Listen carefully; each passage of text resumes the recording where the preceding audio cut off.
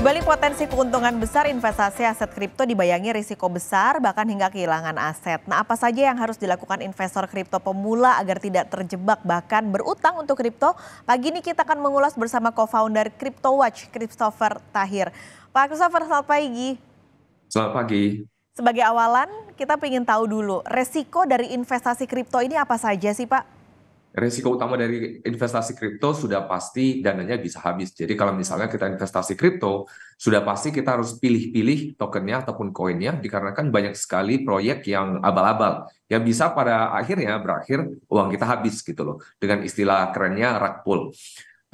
Ada banyak sekali kejadian yang mengakhiri investor kripto yang akhirnya akunnya habis gitu loh. Nggak ada dananya lagi. Dikarenakan harganya mungkin sudah mendekati angka nol, yang mana turunnya bahkan 99,9%.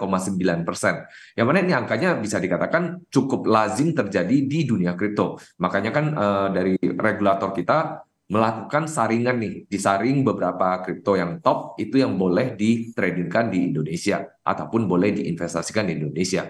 Namun walaupun begitu, risiko itu tetap masih ada, bukan mengeliminasi risiko akan terjadi kehabisan uangnya sama sekali gitu loh. Karena ya namanya kripto ini beda secara sifat alamnya dengan saham ataupun aset investasi lainnya. Oke, yang artinya harus ada literasi ketika kita ingin berinvestasi di aset ini. Apa tips dan trik untuk investor pemula saat ingin mencoba berinvestasi aset kripto? Nomor satu sudah pasti saya akan mengikuti kaidah perencanaan keuangan, yaitu lakukan yang namanya risk profile assessment. Ketahui profil risiko masing-masing dulu. Jangan langsung nyebur dan ternyata setelah harganya bergerak sedikit ke bawah ataupun negatif dari posisi kita, langsung kita kalang kabut, terkejut, dan akhirnya kita tutup posisi kita. Yang mana bisa aja ini hanya volatilitas sementara. Tapi memang ada beberapa kondisi di mana ketika harga berbalik arah dan tiba-tiba langsung nol. Itu sangat sering terjadi di dunia kripto. Beda sekali dengan saham yang ada sistem auto reject, di kripto itu nggak ada. Karena tidak ada bursa yang tersentralisasi yang mengatur harga dan volumenya seluruh dunia. Oke, ini berarti ketika ada momen-momen tadi ya Pak Christopher bilang bisa tiba-tiba nol dalam waktu sepersekian waktu gitu. Apa yang harus Ya, dilakukan oleh investor ketika aset kriptonya nyangkut? nah sudah pasti yang paling pertama yang harus dilakukan sebelum kita investasi kripto ataupun aset apapun, kita harus pahami dulu apa yang kita investasikan. Terutama kalau kripto, kita sudah harus pahami dulu token ataupun koin yang kita investasi ini adalah token ataupun koin yang penggunaannya seperti apa, fungsinya apa gitu loh. Proyeknya apakah jalan, apakah ada yang memelihara proyek ini, sehingga kita bisa mudah-mudahan meminimalisasi risiko terjadinya kehilangan dana yang tadi. Hmm. Ini sebenarnya kripto ini bisa dijadikan aset untuk jangka panjang kah atau istilahnya memang cocoknya untuk trading gitu Pak? Oke, untuk 99% dari aset kripto yang ada, bisa saya katakan itu hanya untuk trading, jangka pendek. Jadi untuk jangka panjang, itu hanya segelintir aset yang besar. Dan dalam hal ini, kalau saya sendiri, saya hanya menyarankan dua, yaitu Bitcoin dan Ether. Kenapa yang dua ini? Ya karena track record-nya sudah panjang, dan juga banyak yang memelihara jaringannya supaya jaringannya tetap aman, dan banyak sekali pengembang yang mendukung kedua jaringan ini supaya kedua jaringan ini tetap ada perkembangannya, tetap mengikuti perkembangan zaman. Hmm, tapi ini kan sekarang muncul bursa kripto ya Pak, Bapepti baru meluncurkan beberapa waktu yang lalu. Apakah ini bisa menjadi apa? Seperti jaring pengaman begitu untuk investor saat ini? Dalam hal ini tujuan adanya bursa kripto ini baik sebenarnya, dikarenakan ditakutkan. Memang saat ini belum ada nih dilaporkan bahwa ada anggota bursa yang tidak melakukan, pedagang kripto yang tidak melakukan transaksi kliennya. Tapi dengan adanya bursa kripto ini memastikan bahwa seluruh transaksi yang terjadi di dalam pedagang ataupun di dalam exchange ini benar-benar terjadi dan benar-benar ada asetnya. Bisa dikatakan bursa kripto ini membantu kita sebagai klien memverifikasi bahwa transaksinya memang benar-benar ada terjadi dan asetnya benar-benar ada. Sehingga ketika memang si investor hendak tarik, mereka bisa tarik aset mereka. Ini berarti juga untuk para investor setidaknya atau seminimal mungkin bisa diversifikasi berarti ya untuk aset-asetnya Pak?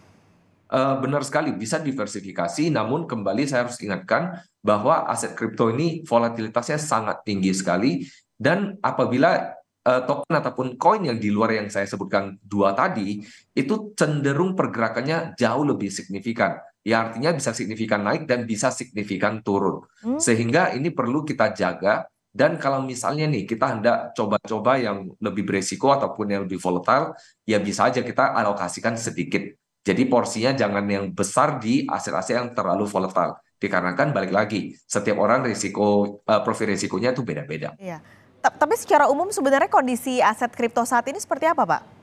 Kondisi saat ini bisa dikatakan sudah mulai panas kembali, apalagi banyak yang mulai menggoreng narasi-narasi yang sudah pernah dimainkan sebelumnya. Contoh misalnya untuk Bitcoin, nanti tahun depan akan ada halving ataupun fenomena di mana hasil dari para penambang akan disetengahkan ataupun dibagi dua. Sehingga hasilnya adalah jumlah Bitcoin yang diproduksi dari setiap satu blok yang diselesaikan itu akan menjadi lebih sedikit. Bukan berarti bahwa Bitcoin akan menjadi lebih langka, tapi jumlah produksinya akan menjadi lebih sedikit. Dan kalau bisa ditahan momentum untuk permintaannya, ya bisa dikatakan ya secara jangka panjang seharusnya bisa naik. Ini berarti kalau tadi istilah Pak Christopher panas, berarti volatilitas aset ini juga semakin tinggi saat ini. Bisa dikatakan seperti itu dikarenakan ada beberapa aset-aset kecil yang pergerakannya saat ini sudah mulai lebih volatile dan bahkan ada beberapa proyek yang bisa dikatakan digoreng yang akhirnya harganya tuh naik beberapa ratus persen, bahkan ada yang ribuan persen.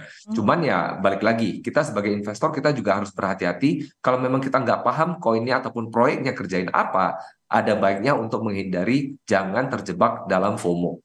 Oke, jangan FOMO dan tentunya jangan berutang untuk bermain di aset kripto ini ya, Pak? Ya, sudah pasti karena yang namanya investasi ada baiknya kita gunakan hanya dana nganggur. Dana yang Oke. kita nggak pakai dalam 5-10 tahun ke depan. Karena kalau misalnya kita pakai dana utang, yang ada volatilitas sedikit kita sudah terkejut, yang mana mungkin hanya noise di dalam pasar gitu loh. Yang seharusnya mungkin secara jangka panjang bisa naik. Tapi dikarenakan kita sudah terkejut, sudah kena mental, akhirnya kita malah tutup posisi kita, ya akhirnya rugi juga gitu. Oke, terima kasih untuk tipsnya pagi ini Pak Christopher. Semoga menjadi pembelajaran juga untuk pemirsa Kompas TV mungkin yang baru ingin mencoba di aset kripto ini. Terima kasih Pak Christopher Tahir sudah Sama-sama. bergabung di Kompas Bisnis pagi ini. Sehat selalu Pak.